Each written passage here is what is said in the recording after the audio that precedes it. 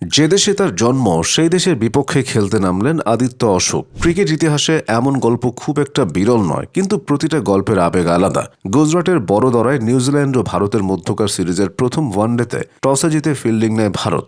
টসের সময় নিউজিল্যান্ড অধিনায়ক Michael Bracewell নিশ্চিত করেন একাদশে আছেন তরুণ লেগ স্পিনার আদিত্য অশোক।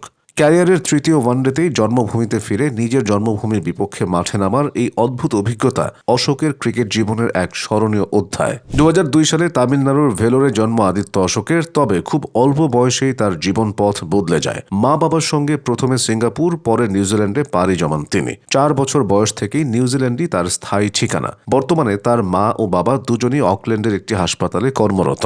ভারতের শিকড় থাকলেও ক্রিকেটীয় শৈশব কৈশোর পুরোটাই কেটেছে নিউজিল্যান্ডের পরিবেশে। ক্রিকেটে তার পথ চলা শুরু হয় অকল্যান্ডের ক্রিকেট একাডেমিতে। সেখানেই স্পিন বোলিংয়ে নিজের দক্ষতা গড়ে তুলতে থাকেন অশোক। 2020 সালে অনূর্ধ্ব-19 বিশ্বকাপে নিউজিল্যান্ডের জার্সিতে খেলে প্রথমবার বড় মঞ্চে নজর কাড়েন তিনি। এরপর ধাপে ধাপে এগোতে থাকেন ঘরোয়া ক্রিকেটে। 2021-22 মৌসুমে নিউজিল্যান্ডের ঘরোয়া টি-20 টুর্নামেন্ট সুপার স্ম্যাশে অকল্যান্ড এসএসের হয়ে তার অভিষেক। খুব দ্রুতই লিস্ট এ ক্রিকেটেও জায়গা করে নেন। তবে অশোকের সামর্থ্যের সবচেয়ে বড় প্রমাণ পাওয়া যায় 2022-23 মৌসুমের প্লাঙ্কেট শিল্ডে। সেন্ট্রাল ডিস্ট্রিক্টের বিপক্ষে এক ম্যাচে 106 রানে 5 উইকেট নিয়ে নির্বাচকদের নজর কাড়েন। ওই স্পেলে স্পষ্ট হয়ে ওঠে এই লেগ স্পিনারের মধ্যে আলাদা কিছু আছে। নিজের খেলাকে আরও উন্নত করতে 2025 সালের শুরুতে তিনি বিশেষ প্রশিক্ষণ নিতে যান ভারতের চেন্নাই সুপার কিংস একাডেমিতে। নিউজিল্যান্ডের পিচে স্পিনারদের কাজটা বরাবরই কঠিন, তাই ভারতের মাটিতে নিজেকে ঝালিয়ে নেওয়ার লক্ষ্যই ছিল এই সফর। সেই সঙ্গে মনে মনে একটা স্বপ্নও ছিল, কখনো যদি আইপিএল এর মঞ্চে সিএসকে জার্সিতে মাঠ মাতানো যায়।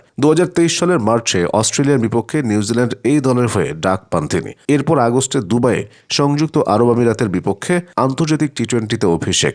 একই বছরের ডিসেম্বরে বাংলাদেশের বিপক্ষে নেলসনে নিজের ওয়ানডে অভিষেক ঘটে। পরে নেপিয়ারে খেলেন সিরিজের শেষ ম্যাচ।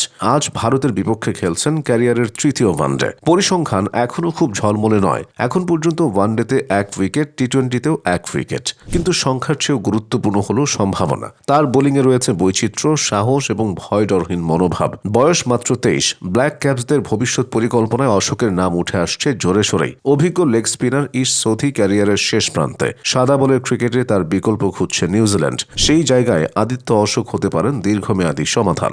জন্মভূমির বিপক্ষে মাঠে নামার এই ম্যাচ শুধু একটি ওয়ানডে নয়, এটি অশোকের ক্রিকেট জীবনের এক প্রতীকী অধ্যায়। এখন দেখার বিষয় সম্ভাবনার আলোয় ভর করে তিনি নিজেকে কত দূর নিয়ে যেতে পারেন।